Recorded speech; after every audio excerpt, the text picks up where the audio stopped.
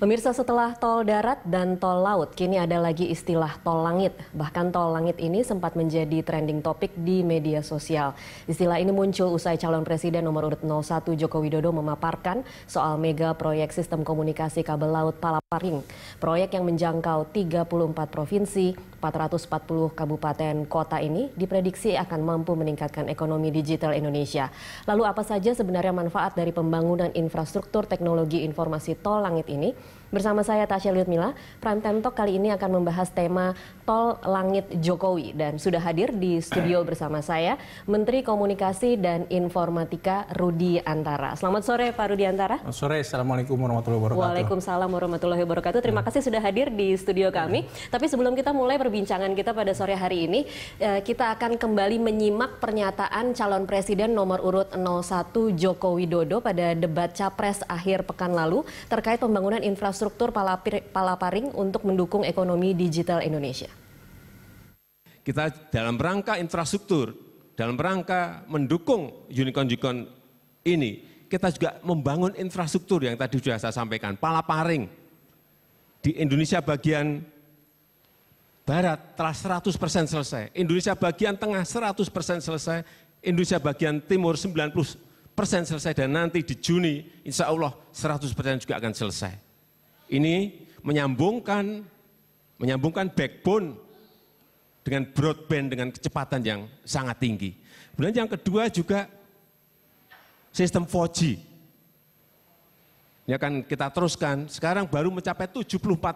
Tapi saya meyakini insya Allah sampai akhir tahun ini seluruh kabupaten dan kota provinsi yang ada di tanah air akan sudah tersambungkan. Iya, tol langit dan Palaparing tiba-tiba kemudian menjadi trending topik. Pak Rudi Antara jadi punya PR untuk menjelaskan setelah debat kemarin, apa sebenarnya dan sejak kapan sebenarnya pembangunan Palaparing? Ya, ini bukan PR. Memang tugas kami sebetulnya menyampaikan kepada masyarakat, ya, dan ini tanggung jawab kami kepada masyarakat bahwa menyampaikan apa yang sudah dibangun, apa yang sedang dibangun, dan apa yang akan dibangun. Nah, kita kembali ke Palaparing. Palaparing ini adalah suatu konsep yang sudah lama, ya. Bahkan tahun 2005-2006 sudah dibuatkan konsorsium untuk membangun ini. Yaitu apa? Konsepnya adalah menyatukan semua Indonesia, menyediakan membangun infrastruktur. Waktu itu telekomunikasi namanya, ya, tahun-tahun segitu.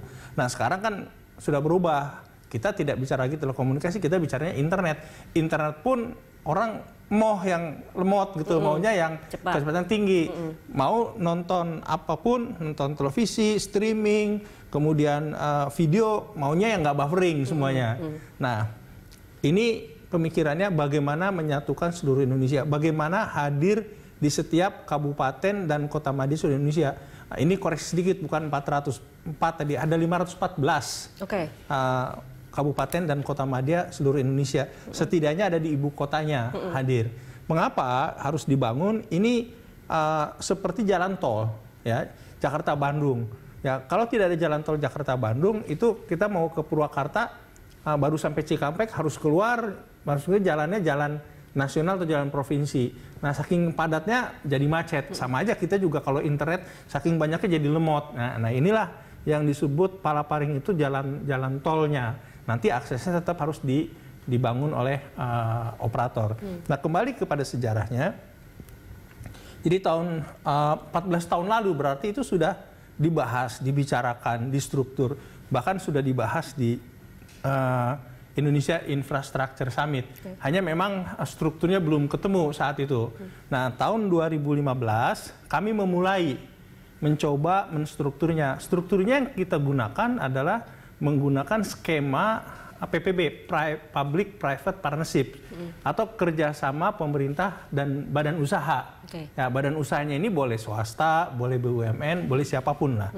Nah, ini dengan skema ini dimulailah 2015. Pertama dilakukan capacity building, dan praktis yang Palaparing Barat ini adalah KPBU yang pertama. Ada lagi sebelum itu KPBU itu pembangkit listrik, tapi itu kan dilakukan oleh PLN, bukan pemerintah dalam artian kementerian. Nah, kami belajar dulu capacity building istilahnya. apa sih KPBU, bagaimana harusnya dan lain sebagainya. Alhamdulillah 2015 selesai, 2016 kita mulai tender.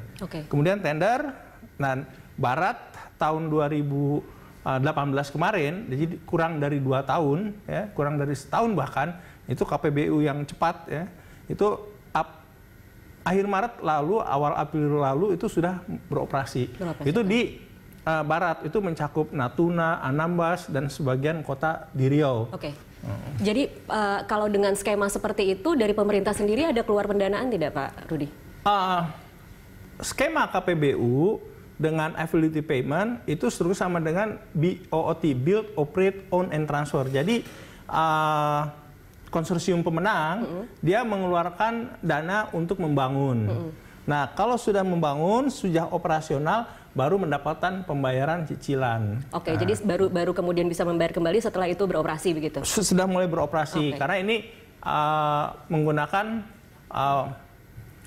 project financing. Project financing itu di mana dibiayai oleh cash flow. Jadi setelah masuk, setelah operasi, dia baru mendapatkan cash flow. Kembali.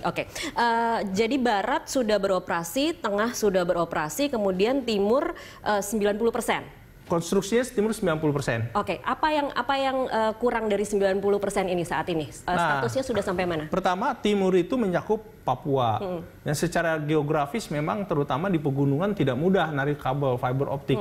Jadi di pegunungan kita menggunakan microwave. Microwave-nya pun sama towernya tidak bisa diangkut lewat darat, itu lewat hutan. Jadi harus pakai helikopter kapasitas besar gitu loh. Jadi kenapa yang timur ini lebih lama? Pertama memang dimulai tendernya paling akhir. Kedua dari sisi jangkauannya paling banyak. Di Papua dan Papua Barat saja kami membangun di 41 kabupaten. Itu menunjukkan bahwa pemerintah itu membangunnya tidak Jawa sentris, tidak Barat sentris, tapi Indonesia sentris. Benar, panjangnya sampai kira-kira 8.500 km untuk yang timur saja, Pak? Secara total kabel lautnya itu 8.000 km kurang lebih, dan kabel daratnya 4.000 km. Jadi secara total kurang lebih 12.000 km. Belum lagi microwave ya. Kalau microwave-nya saya mungkin kurang lebih sekitar antara 15 sampai 20 hop gitu ya.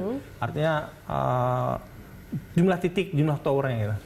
Dan ini diharapkan akan selesai pertengahan tahun 2019. Progresnya 90% sampai saat ini. Hari ini 91%. Gitu ya. 91%. Ya. Tapi memang merupakan tantangan tersendiri membangun di Papua. Nah, direncanakan selesai konstruksinya itu kuartal kedua, ya sekitar bulan Mei Juni. Jadi nanti kita integrasikan pertengahan tahun keseluruhannya ke semua palaparing gitu. Di segmen berikutnya kita akan bicara ada kendala tidak sih dengan pembangunan ini dan apa yang terjadi ketika semua sudah terintegrasi, siapa yang akan merasakan dan bagaimana masyarakat merasakan manfaatnya. Kita bahas di segmen selanjutnya. Pemirsa tetaplah bersama Prime Time Talk, kami akan kembali sesaat lagi.